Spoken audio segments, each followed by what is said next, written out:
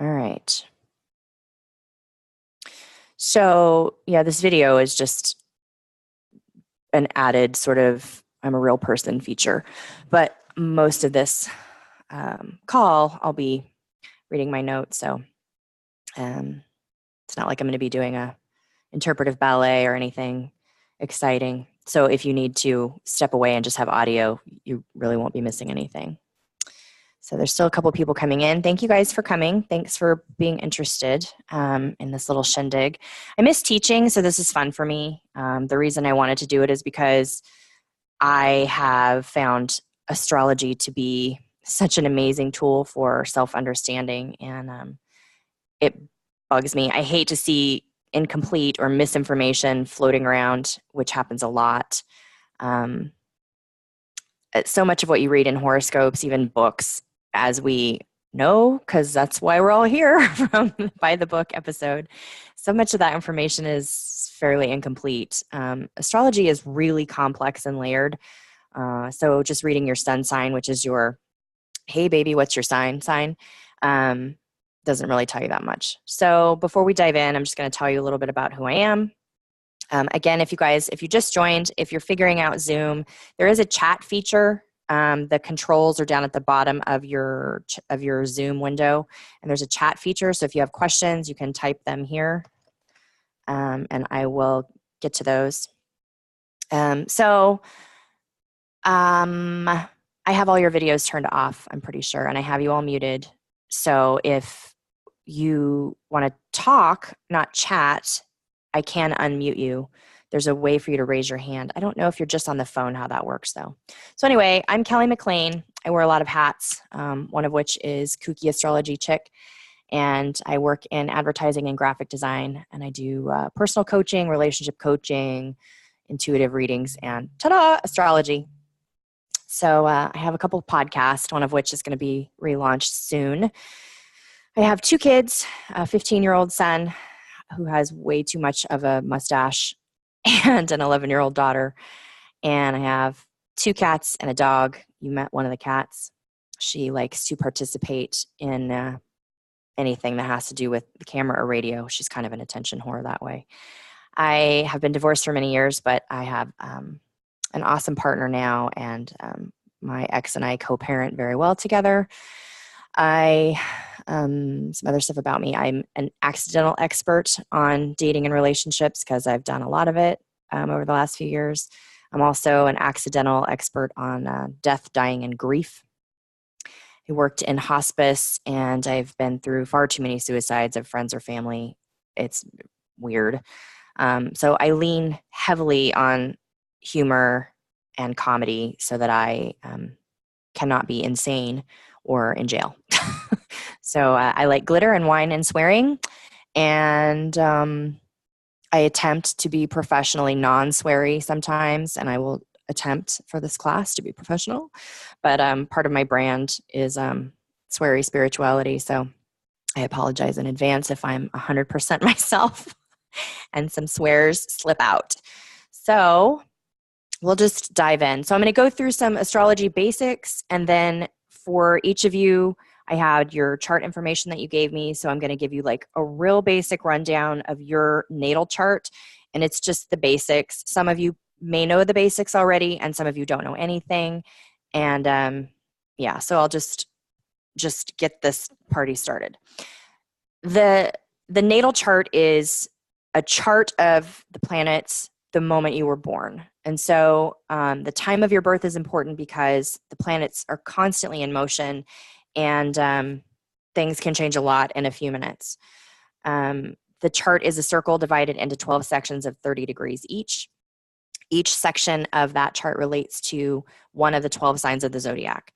So I'm going to go off in the weeds a little bit here and explain some of the differences between Western and Eastern astrology.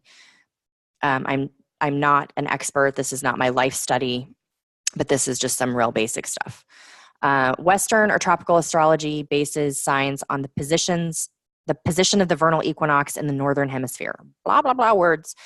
Sidereal or Hindu or Eastern or Vedic astrology places the signs based on fixed stars. It accounts for the precession of the equinoxes So basically, that's all to say that there's this drift of the vernal equinox over long periods of time. So the difference between Eastern and Western zodiacs is about 24 degrees, which is a lot if each sign is 30 degrees. So a Vedic astrology reading is likely to be very different than a Western astrology reading, and that doesn't make it right or wrong. It's different. Most Northern Hemisphere astrologers use Western for obvious reasons. It just relates to our position better. But I do know some Vedic astrologers who give some kick-ass readings. It really just is about what resonates for you. Some sidereal astrologers divide the zodiac based on the actual width of the constellation, which is how Ophiuchus and Cetus enter the picture. That's the 13th sign that everybody gets all confused about, like, am I a Scorpio or not? In Western astrology, we don't account for any of that, so it's kind of a non-issue. So if you were a Scorpio or a Sag or whatever you were before, you still are. But if you're curious about, if you would fall into the new, it's not new, it's very ancient, 13th sign of Ophiuchus, Vedic astrology or Eastern astrology is the way to find that out. So we don't recognize them. We're not trying to be mean or anything. We just don't recognize them in Western astrology. So we're going to go over in this meeting that which I know and understand, which is Western. And I won't touch too much more on Vedic since I don't know that much more. The zodiac itself was introduced in the 6th century-ish, before the drift of the equinox was ever figured out, and so began Western astrology. There's actually a great deal of astronomy within astrology, constellations, their contact with the ecliptic, which is the sun's path from Earth's perspective, and their measurements are all determined by the International Astronomical Union of 1930. There are calculations that take into account the tilt of the Earth's axis, the equator, among other things. So this is deep math territory that most astrologers don't venture into. The ones that do, I bow to them. It's not so important for me. Some people really need to understand all that, and yay, they have a bigger brain than me. But for me, it's just important in establishing the foundations of astrology as something other than bullshit that hippies make up in a sit-in. It's really not arbitrary and made up. There's a lot of history in astrology. So, which brings me to my next point. Is it science or is it not? And I guess that depends on what you're trying to prove. Astrology does not explain the universe itself as astronomy does. It does use scientific knowledge of planets. It does evolve over time as new information is revealed by science, i.e. the discovery of Uranus. I feel it's more of a social science, really, kind of like, to me, it's a lot like psychology. Psychology is not the same kind of science as, earth or life science. Studying the human mind is very complex.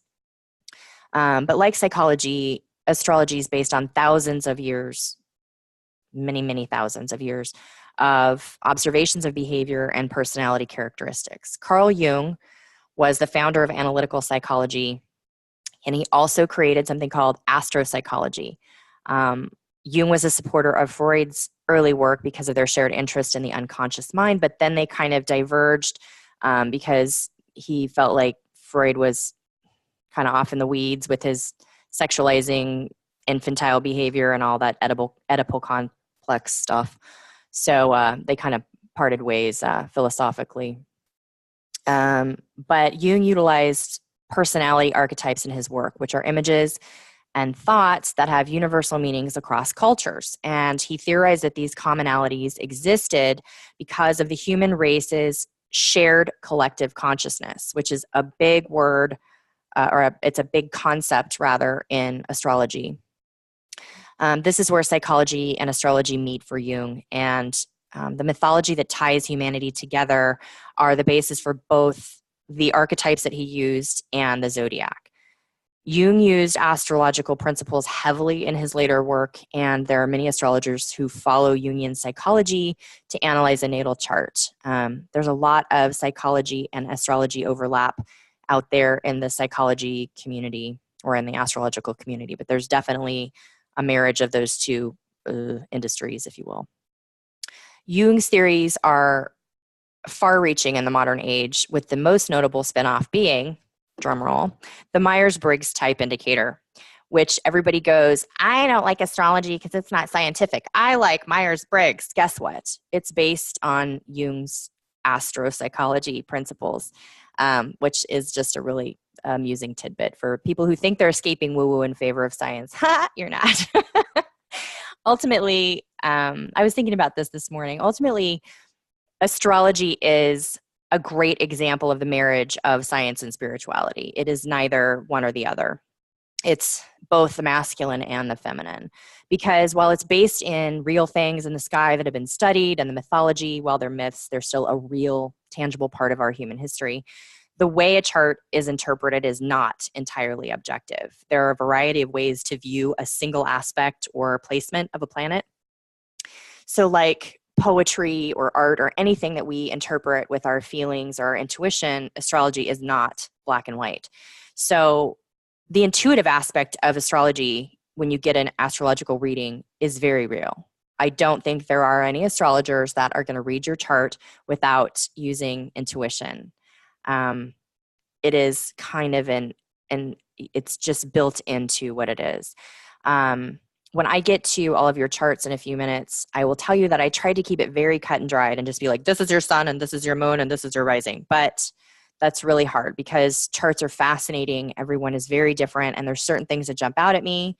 So I did try to offer up some of those tidbits in my snapshot of each of your charts. But anyway, it's both masculine and feminine. Feminine being the intuitive aspect of it, masculine being the scientific aspect of it. So it isn't science or religious or intuitive. It's neither one or the other. It's really both. So I think that's why it's so appealing to a lot of people. But I shan't speculate. Okay, so let's get into what the elements are within each chart. So, hey baby, what's your sign? Is your sun sign. That is the placement of the sun when you were born. The sun changes signs, of course, about every 30 days, 28, whatever. In astrology, the sun represents your conscious mind or your creative life force. We derive our purpose from the sun. It is our inner drive and our core values. This is your engine that propels you. It's what kind of vehicle it is determined by the moon and the rising, but this is your engine.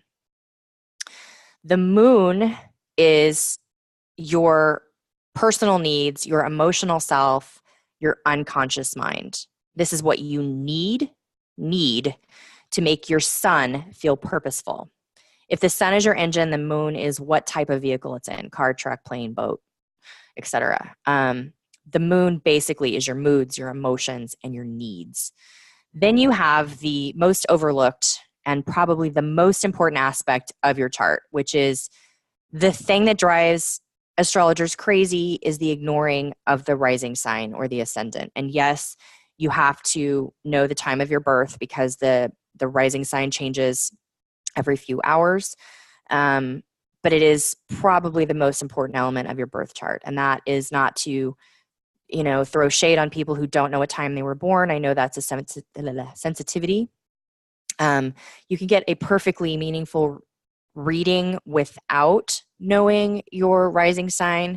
It just won't have as much detail. So the rising sign, or also called your ascendant, is the planet that was on the horizon the moment you were born. It represents your outward personality and what you present to the world.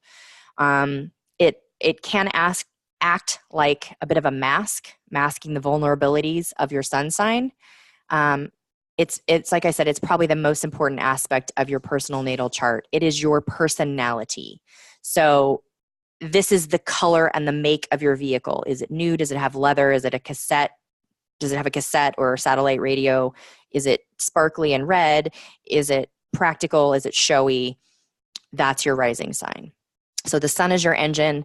The moon is what type of vehicle it is. And the rising is its characteristics. So this is your personality. This is what you present to the world. When you meet someone, they meet your rising sign. That's why it's so critical to know that for self-understanding. So then you have the 12 sectors of the zodiac, which I said were 30 degrees each. Those are each called houses. So there are 12 houses in a chart. Each one represents an aspect of human life, and each is ruled by a planet and a sign. So I'm going to go through them really quick. At the end of this meeting, I'm going to send you this recording, and I'm going to send you the written notes because I know it's easier to just read stuff sometimes. These are they're just notes, so it's not written in book format. You can just scan right to it and go house 1. So hopefully that'll be helpful. House 1 is the house of Aries, Mars. It is the house of ego, self, and identity.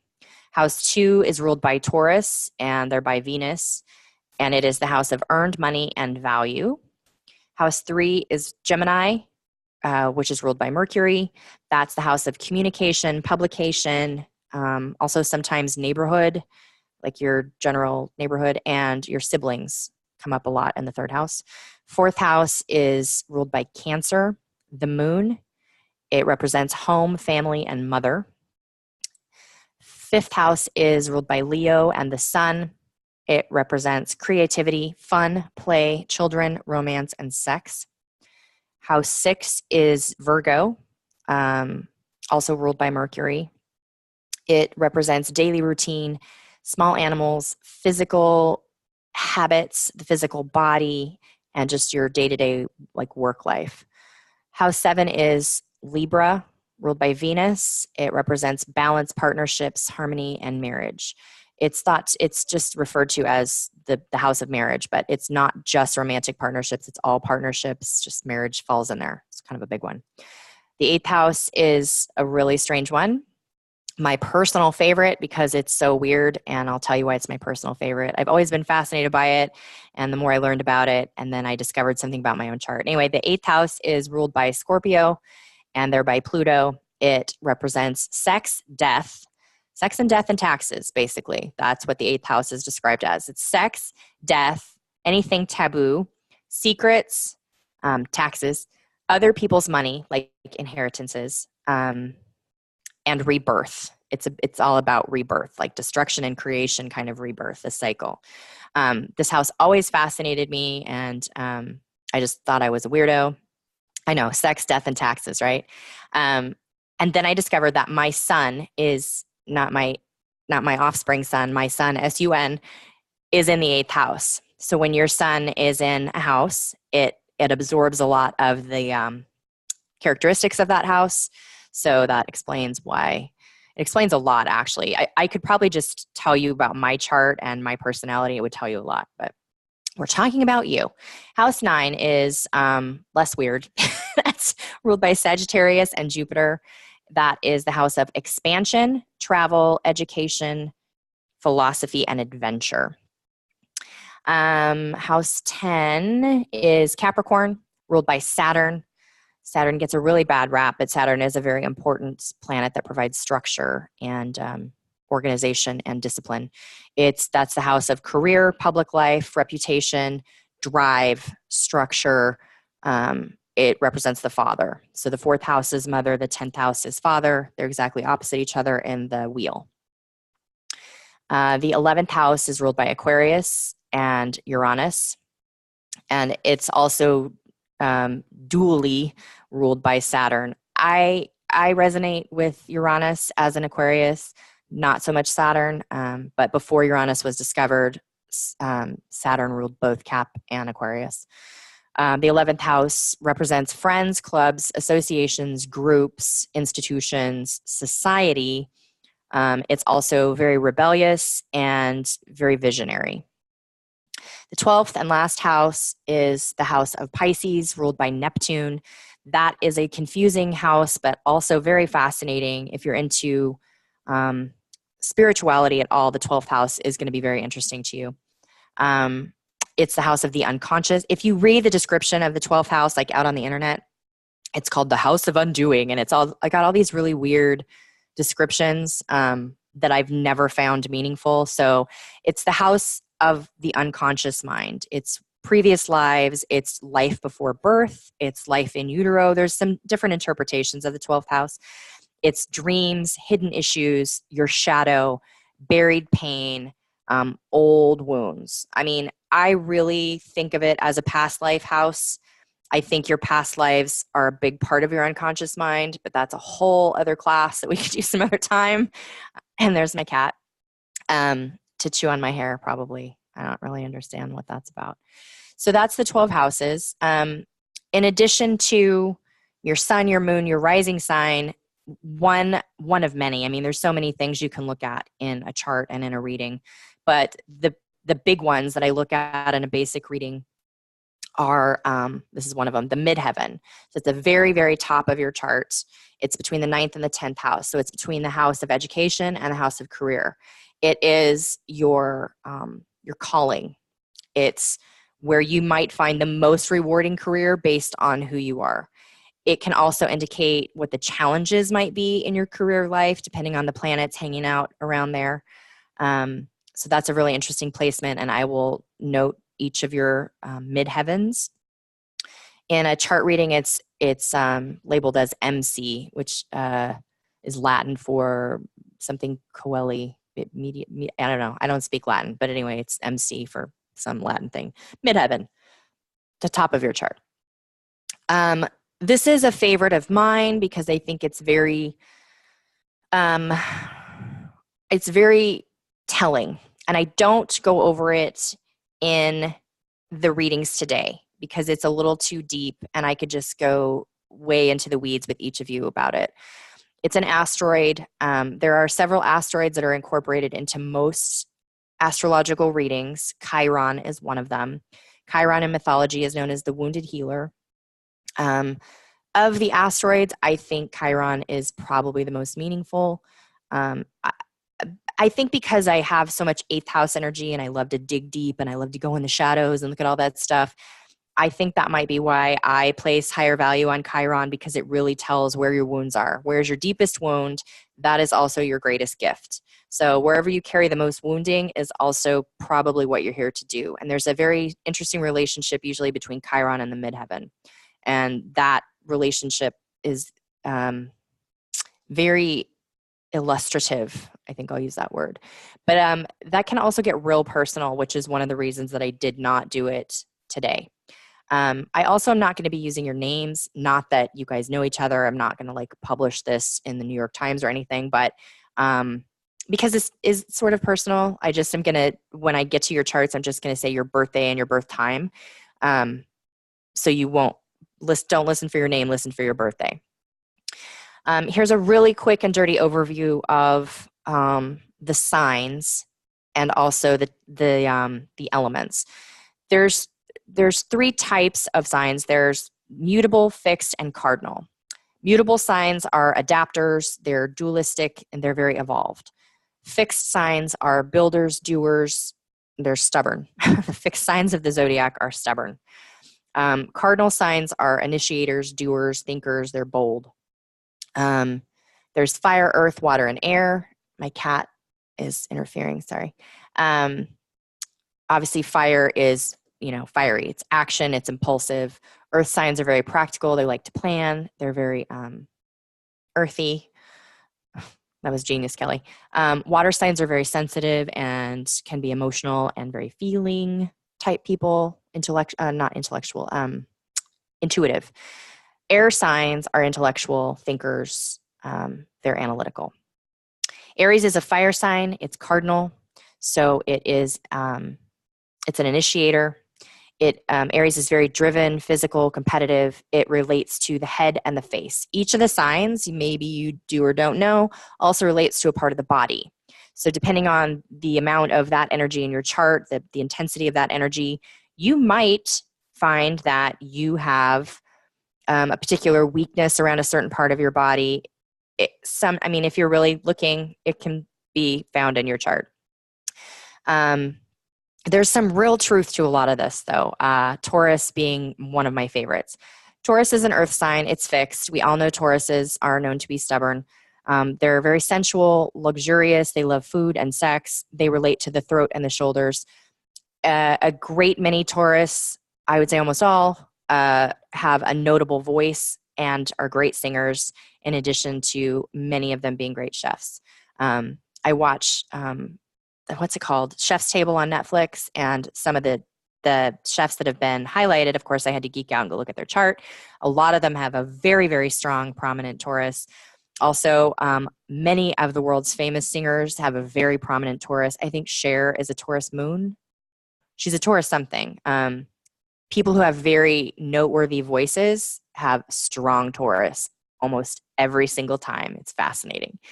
Gemini is an air sign, so they're up in their head. They're mutable, so they're kind of dualistic, which we already know. They're energetic. That they can be both, or either, or both, extroverted and social, or very introverted, mental, inward. They're communicators, readers, writers, storytellers. They're chatty, fickle. Gemini rules the nervous system, so strong Gemini energy can be very jittery, nervous, anxious, jumpy. Cancer is a water sign, so they're very feeling, very emotional. It's a cardinal sign. They're nurturing, emotional, sensitive. They're very home and family oriented. They also love food. That sign relates to the chest and also the stomach. Leo is a fire sign. It is fixed, so they are fairly stubborn. They're very outgoing, in charge, regal, bossy, entertaining. I lost my spot. Oh, proud. And it relates to the heart and the spine. Virgo is an earth sign. A bunch of you are Virgos. This was an interesting pattern. There's a bunch of patterns that are, there's interesting commonalities that this group of people who presumably don't know each other, that you guys have. It was really trippy looking at your charts. Lots of Virgos, which we know that's the most common sign. If you saw the poll in the By the Book community, Virgo is the most common sign, but still kind of weird that so many of you ended up here.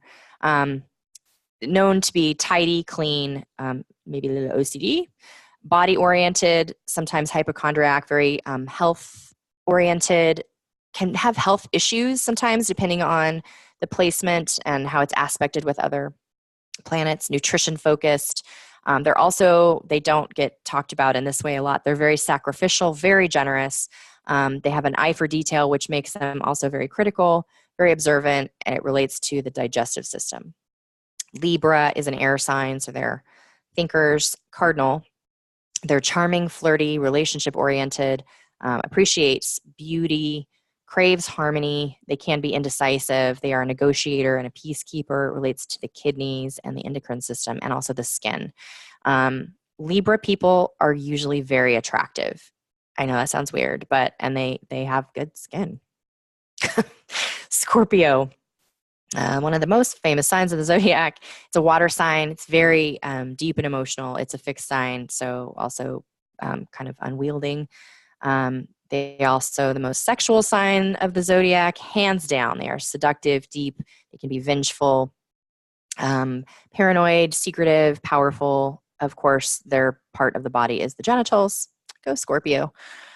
Sagittarius is a fire sign. It's mutable. It is always learning, always curious, easily bored, very slow to settle down, craves adventure and experience, loves culture, language, travel, exploration, education, and it relates to the thighs, the legs, and the hips. Check, make sure nobody's asking any questions. My cat is sitting on the mouse. All right. Capricorn is an earth sign.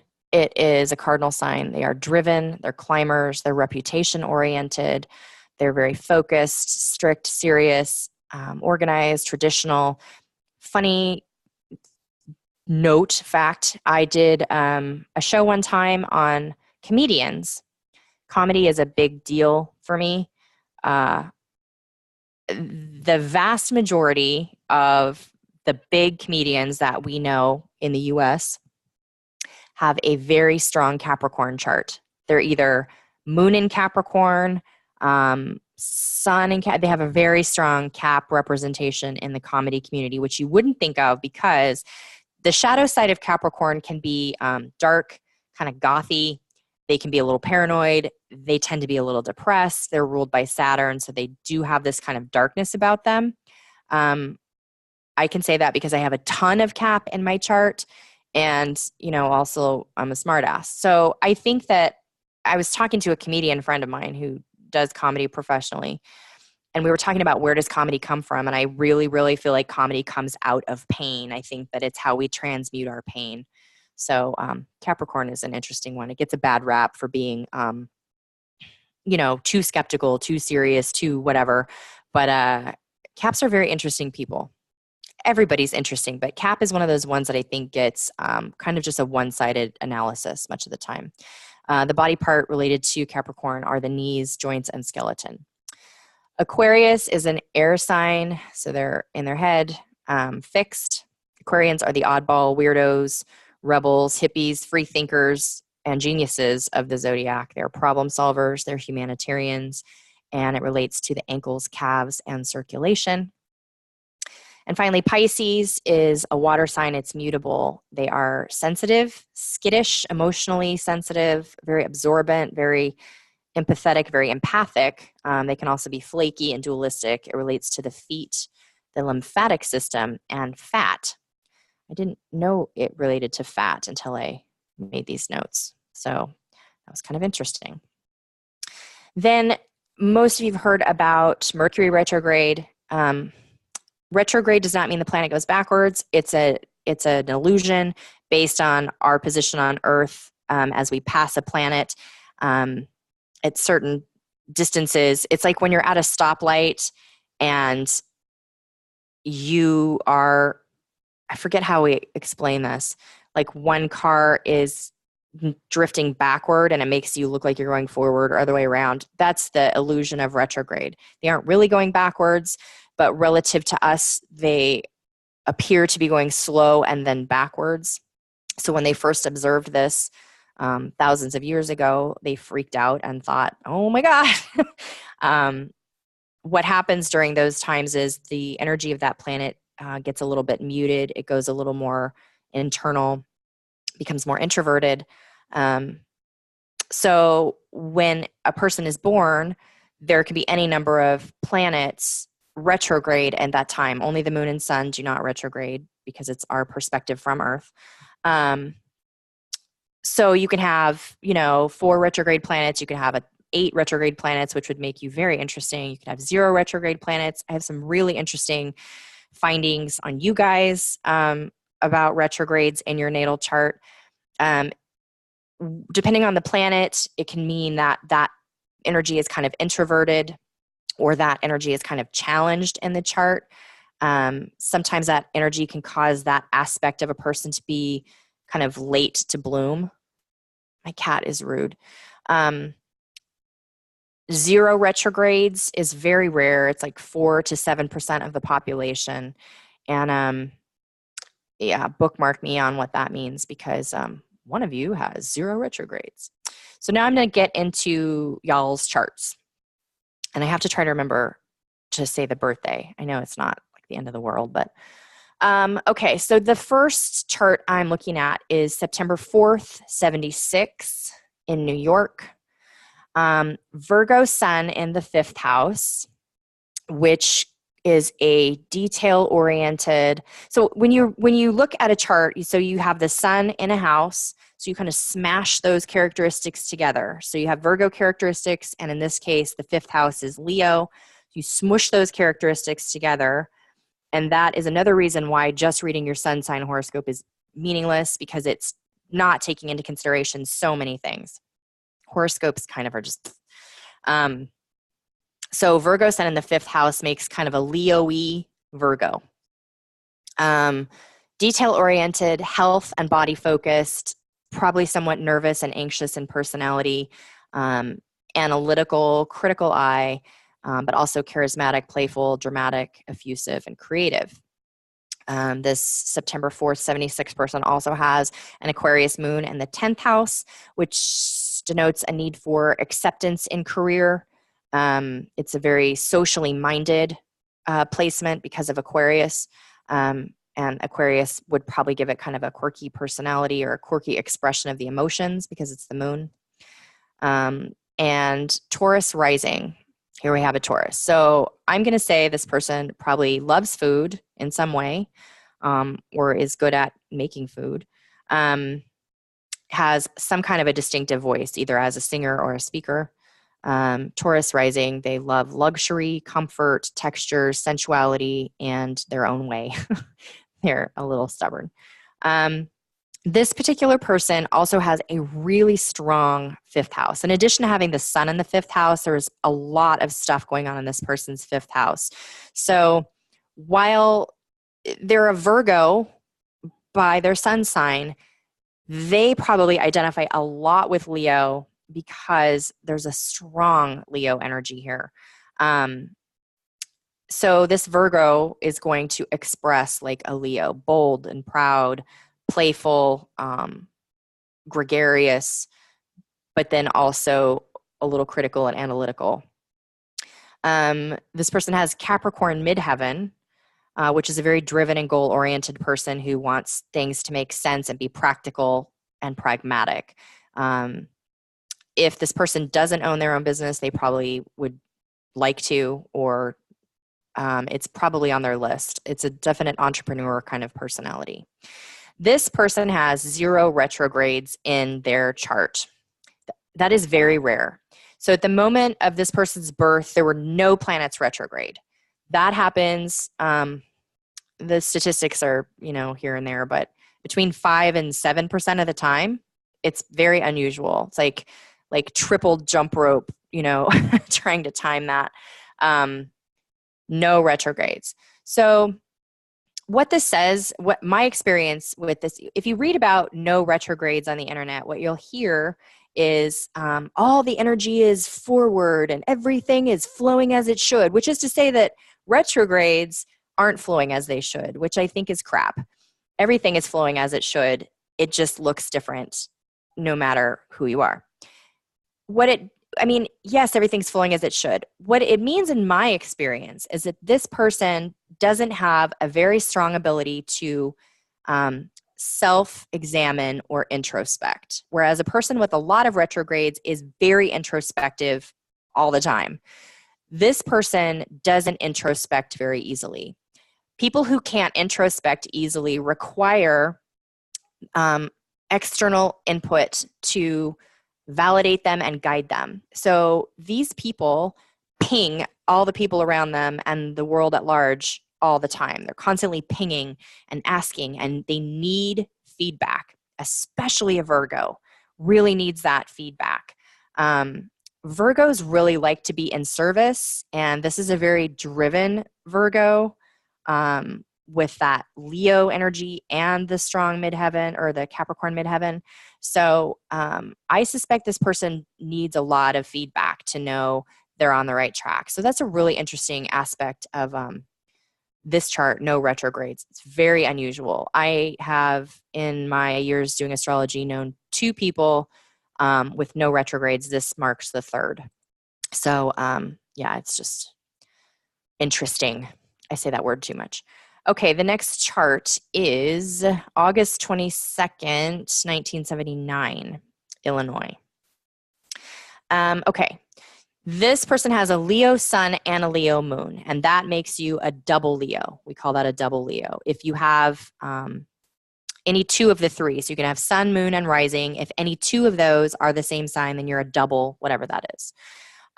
Leo sun and Leo moon, in this case, makes you a double Leo. Sun and moon are in the 2nd house, and there's an interesting note here. So I won't go in the weeds about this, but there's this thing in astrology called the anaretic degree. So each sign is 30 degrees, and when you get to the 29th degree, it creates this sense of urgency and kind of an anxiety. The Leo sun here is at 29 degrees, and it creates a friction point. Okay, so Leo characteristics, a warm person, generous, well-liked, charismatic, maybe vain. Some Leos are vain, some aren't. But most Leos have some kind of notable hair. A lot of Leos are bald, which I think is interesting, Leo men. But generally there's something going on with the hair. Like they're really good at hair. They're known for their hair. Anyway, the 29 degrees of Leo creates this thing where you're like done with this. So you're ready to move on to Virgo, which is the next sign. Leo is associated with ego and self-expression. Virgo is all about being in service to others. So this looks to me like, and this does kind of tiptoe into past lives a little bit, but you can take it or leave it. It could just be psychologically, like kind of mastered the ego, a confident person, ready to be in service on a personal evolution, like ready to move on to that next thing.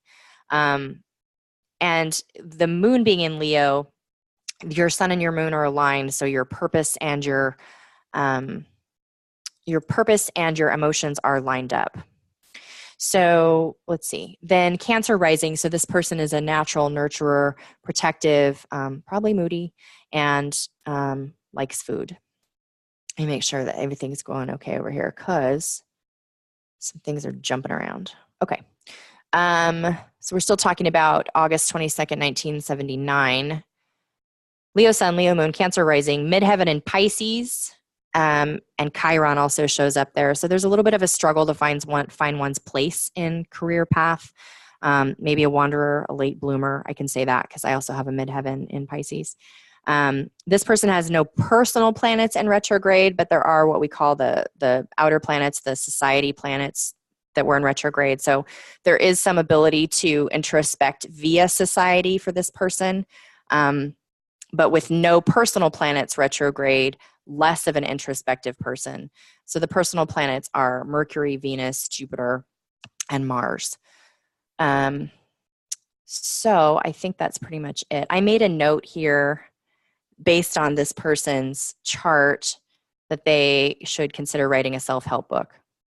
So take that or leave it. It's just a funny thing that hit me. Okay, next person is April 23rd, 1969, here in California. Taurus sun in the 4th house.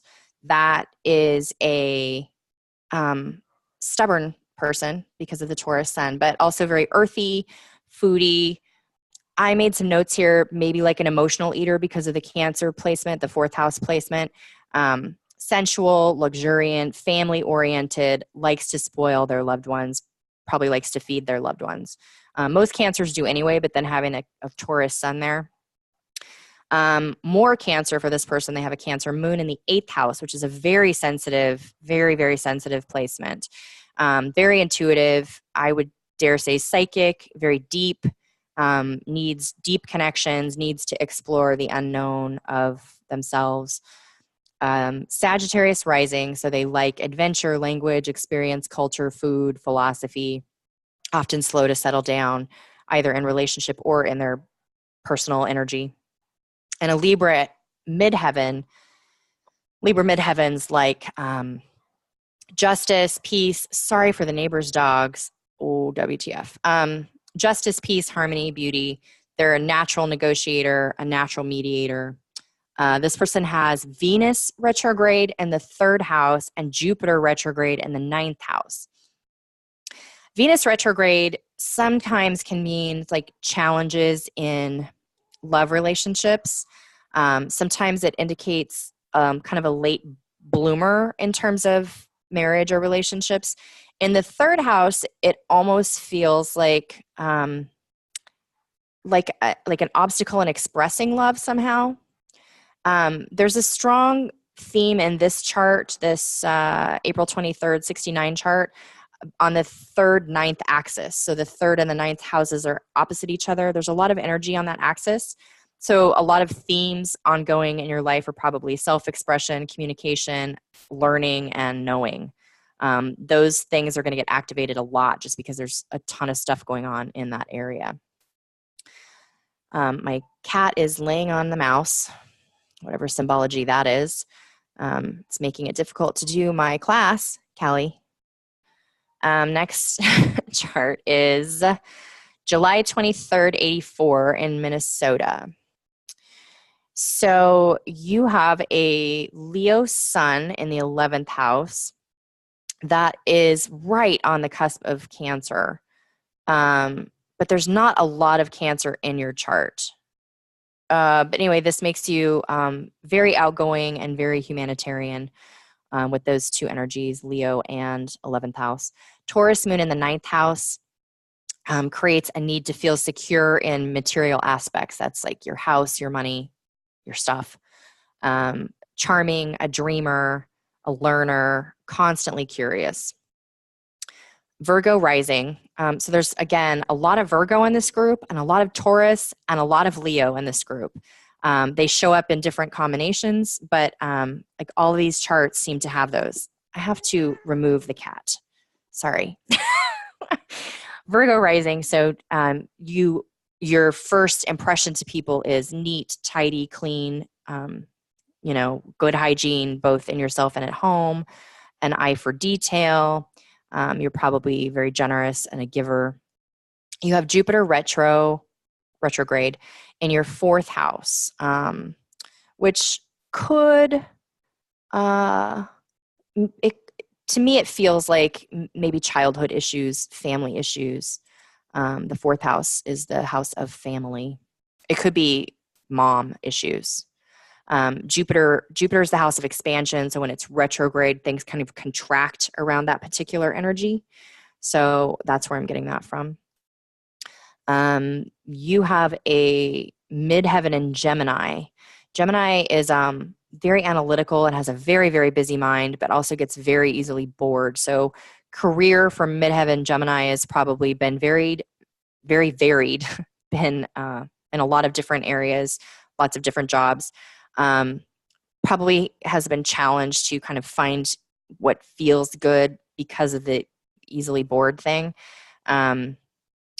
A job in communications or publishing or something in that 3rd house Gemini energy would be great for you.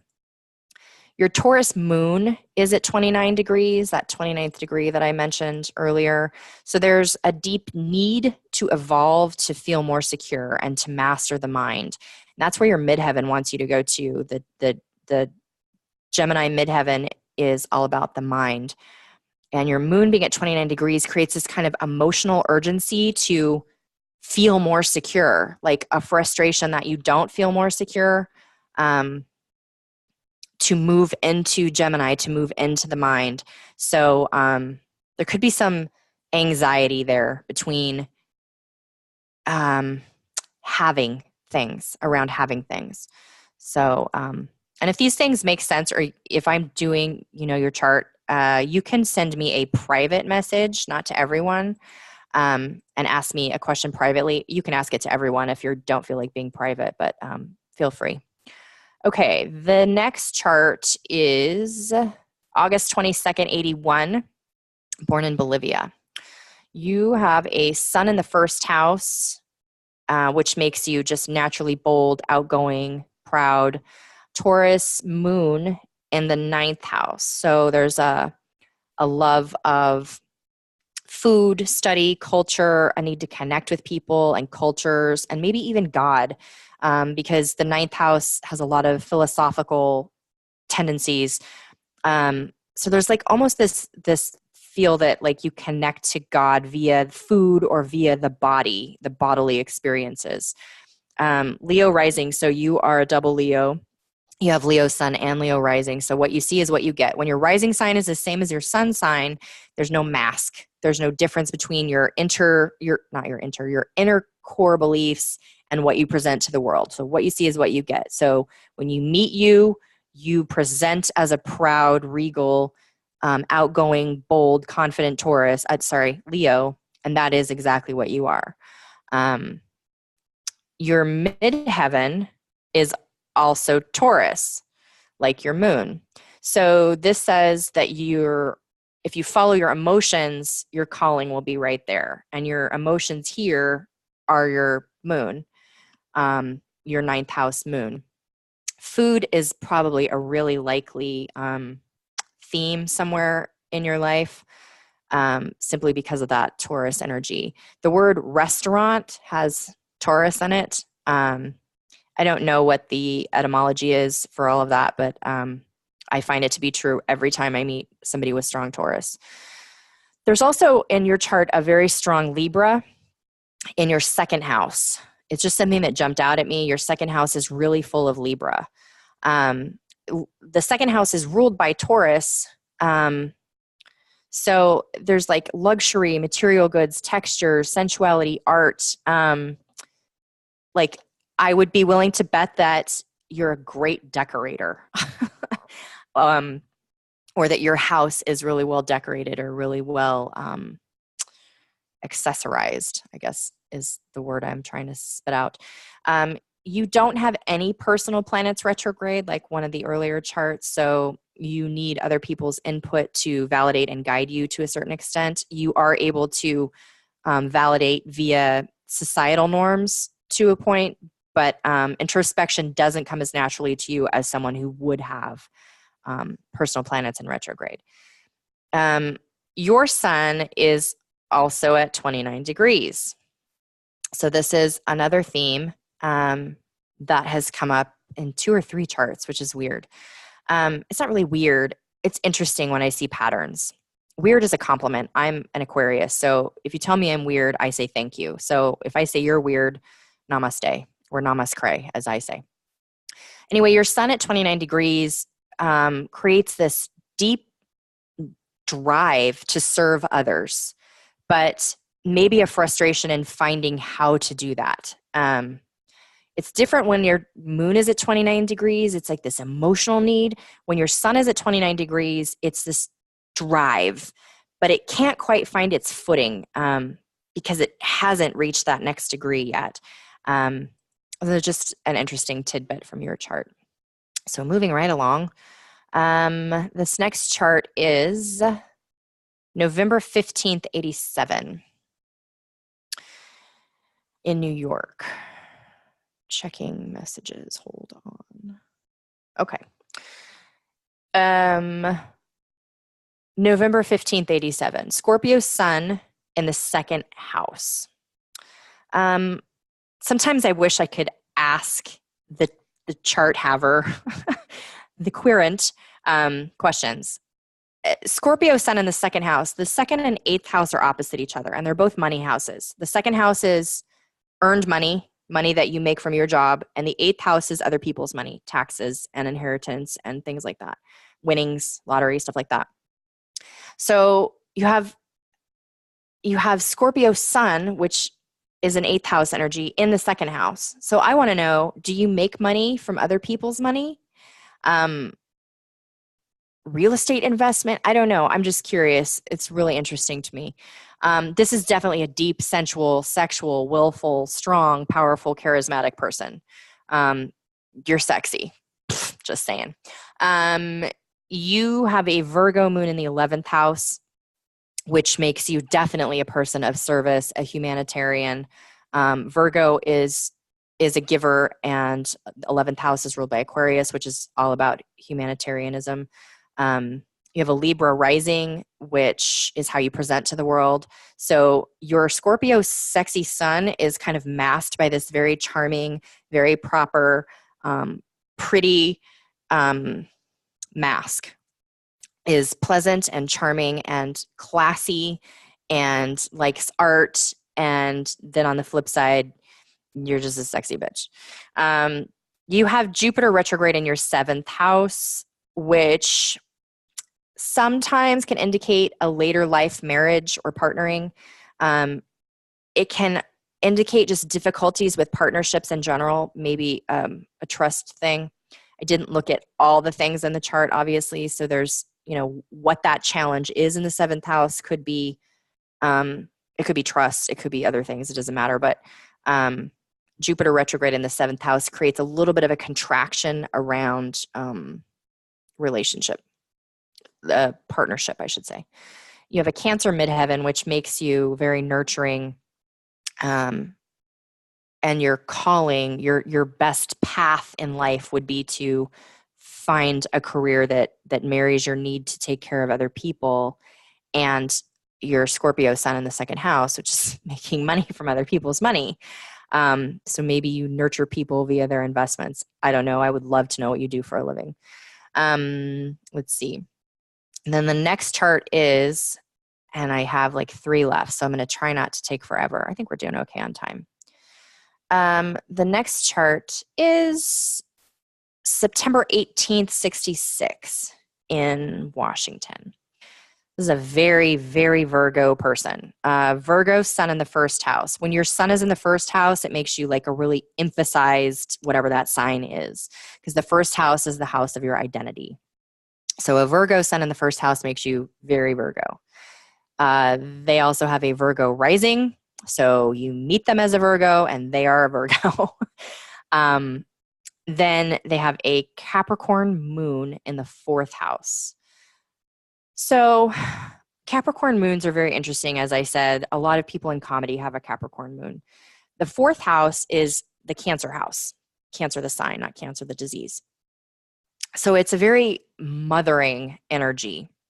To have your moon in the fourth house is very mothering because the fourth house is ruled by the moon. So it's very intuitive, very emotionally sensitive, but very practical and serious at the same time. So mothering is a serious business here. And that doesn't mean literal mothering, but it does in this case for this person, but it could mean more than just mothering. It's how you nurture other people. Like you're serious about it. Capricorn moons too, and because fourth house can be a little moody, Capricorn moons can be a little dark, a little brooding, a little paranoid, a little depressed. Capricorn moon definitely can have some depression going on. And then you have Saturn retrograde in the seventh house of Pisces. I know that's a mouthful.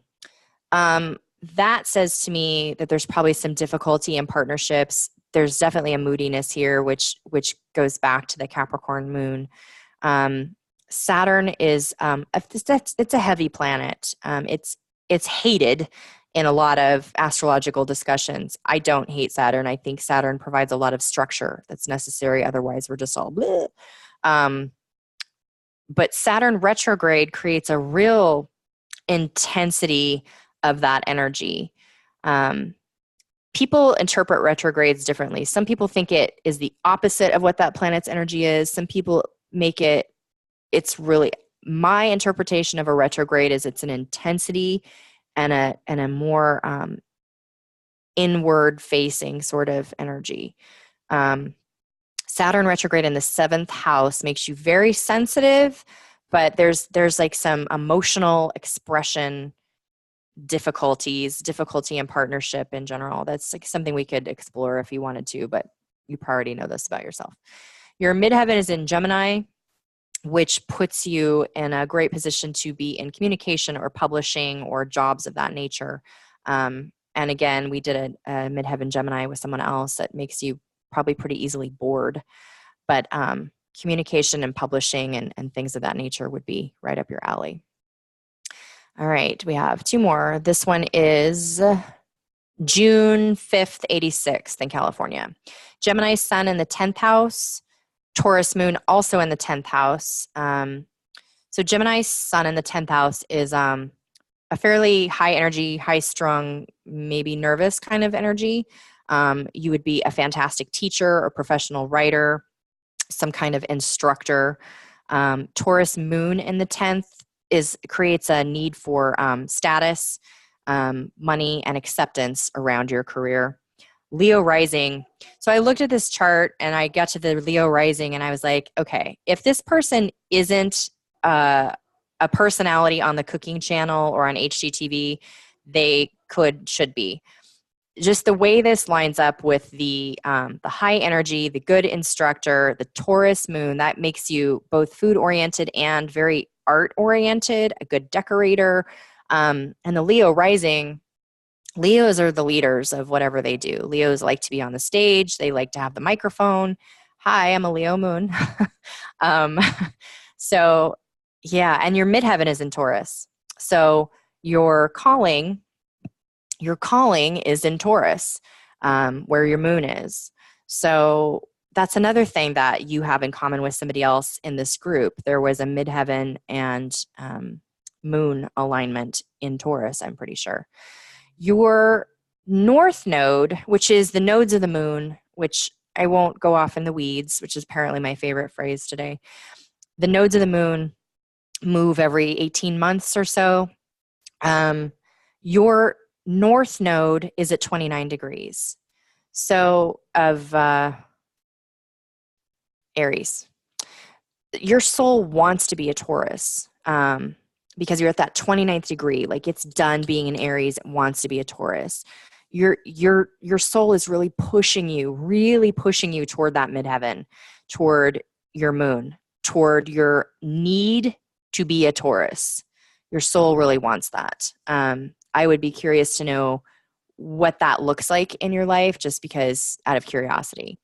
You don't have any personal planets in retrograde like several of the others, but you do have the ability to kind of check yourself against society. So because you do have, let's see, no personal planets in retrograde, but all of the societal planets in retrograde. Yeah. So you might rebel against societal norms, but it's how you're guiding yourself. So the societal norms are over here, and they're sort of, you're pinging that to know where you want to be. In this case, you probably want to be opposite of what societal norms are in some cases. There's a rebellion in there. And the last chart is, let me check what's happening over here. Okay. The last chart is August 2nd, 86. This is the last chart. If you're here and I missed you, holler in the chat, but I think I've hit everyone. August 2nd, 86 in Canada. You have a Leo sun in the 7th, a Cancer moon in the 6th, and a Capricorn rising. Okay, so your Leo sun in the 7th house.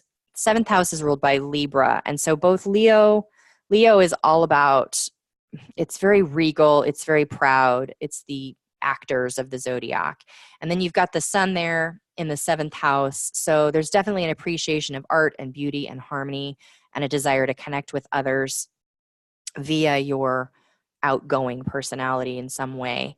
You have a Cancer moon in the 6th house, which makes you naturally very nurturing, a natural caregiver, because it's in the 6th house, which is ruled by Virgo, which is very body oriented. This makes me feel like you care for the body in some way. You're sensitive about the body. It could be your own, probably is, but because you're a Cancer moon, I feel like there's service to others in caring for their body somehow. There's something there around caregiving and the physical body. And Cancer also is affiliated a lot with the moon. So some of these, like, I want to know, like, are you a nutritionist? Capricorn rising. So what you present to the world is a fairly serious personality, very grounded, very practical. You're on the inside, you really want to go to karaoke. On the outside, you have to balance your checkbook. So there's, because Capricorn and Leo definitely are conflicting. You are not somebody who is, what you get is what you see. What they meet is this very professional, driven person. And what's on the inside is fantasizing about being interviewed by Barbara Walters or something. You have a Scorpio midheaven. This is very interesting. Scorpio midheavens are one of my favorites because I'm obsessed with Scorpio because they're dark and kind of odd. Scorpio midheavens really they love to go deep, and then you've got that Capricorn rising. So where midheaven relates to your calling and like where your soul wants to go, so to speak, to accomplish what's between the 9th house of education and the 10th house of reputation as your career. That's the midheaven. These are the careers that fall into Scorpio midheaven: criminal psychology, detective, forensic science, therapist, grief, death, dying, coroner, those kinds of things. Interesting. I want to know what you do for a living. You have Pluto right there on your midheaven, and Pluto is about power and security. It rules Scorpio. cat is seriously weird. My cat must be a Scorpio. She's sucking on my hair. Where Pluto is where you really want power and security. So you have Pluto right there on your midheaven. There's a strong drive, that Capricorn rising, a strong drive to get to your midheaven if you're not already there. And if you are there, meaning if you do embody some of those characteristics that I read off, criminal psychology and all that, there's a definite need to have power and recognition there. You do have some retrograde planets. So in addition to having this Scorpio midheaven, which gives you this real penchant for the dark side of humanity, you also have several personal planets retrograde. So you're like the opposite of the first chart that I did that had no planets retrograde. You're one of the only charts I think that had the personal planets retrograde. So you have Mercury retrograde in the 7th, Mars retrograde in the 12th, and Jupiter retrograde in the 2nd. So I'm reading the notes. I'm trying not to get distracted. I'll get to that in just a second. Hold on. So Mercury retrograde in the 7th house says to me there's kind of difficulty expressing your sun, your Leo, in relationships. Mars retrograde in the 12th is interesting. That creates a fairly introverted person, maybe a shy person. There's definitely either some resentment or some repressed, I'm going to say, anger with a Mars retrograde in the 12th. Jupiter retrograde in the 2nd says this person isn't really, there's not a lot of materialism here. So there's either a struggle with material wealth or a rejection of it. But you have 6 out of the 8 planets retrograde. So in addition to those 3, you also have some of the social planets, which is, 6 out of 8 is also rare, just like having no planets. So this chart definitely looks like the chart of an introvert. Doesn't rely on other people's opinions, definitely going their own way. And I got a note here. Hold on. Definitely, see, I validated, definitely an introvert. So this person is not a criminal psychologist, bummer, but definitely has thought about therapy, being a therapist. So interesting. I'll just tell you a little bit about myself, my chart, and we'll just kind of wrap it up that way. So I have an Aquarius sun, which makes me a weirdo, Aquarius, in the 8th house, which makes me dark and Scorpio-ish. So I have this quirky personality that really has this penchant for death and dying and all the taboo things of sexuality. And I'm not a dominatrix or anything, just in case you were wondering. But I have experienced a more than average amount of grief in my life. There's been a lot of death around me since I was little. An outrageous number of suicides have crossed my life. It takes me more than both my hands to count the number of suicides that I have experienced, not firsthand, but people that I know, either close friends or family members, takes more than both my hands. And that's my 8th house sun. So I have this deep desire, this drive to understand the underpinnings and the shadow aspects of people, which is why I think astrology is fascinating to me, and also why I get real fixated on the 8th house and all that. I have a Leo moon, which makes me outgoing. A Leo moon is different than a Leo sun. A Leo sun is a little bolder and a little more brave, I think, than a Leo moon. A Leo moon tends to need approval a little bit more than a Leo sun. Needs a little more feedback probably than a Leo sun, but definitely still has that outgoing, emotionally effusive, because the moon is your emotions and Leo is very expressive. So I am very effusive. I have a Gemini rising. Oh, and my Leo moon is in the 3rd house of publication and communication and all that. So what do I want to be when I grow up? A radio host. I have had a couple podcasts and a couple radio shows, and I enjoy doing this. So yeah, that's kind of where I want to be. Um, I have a Gemini rising, and I am the classic extroverted introvert. I really like to be alone. I really like to be Panstrunk.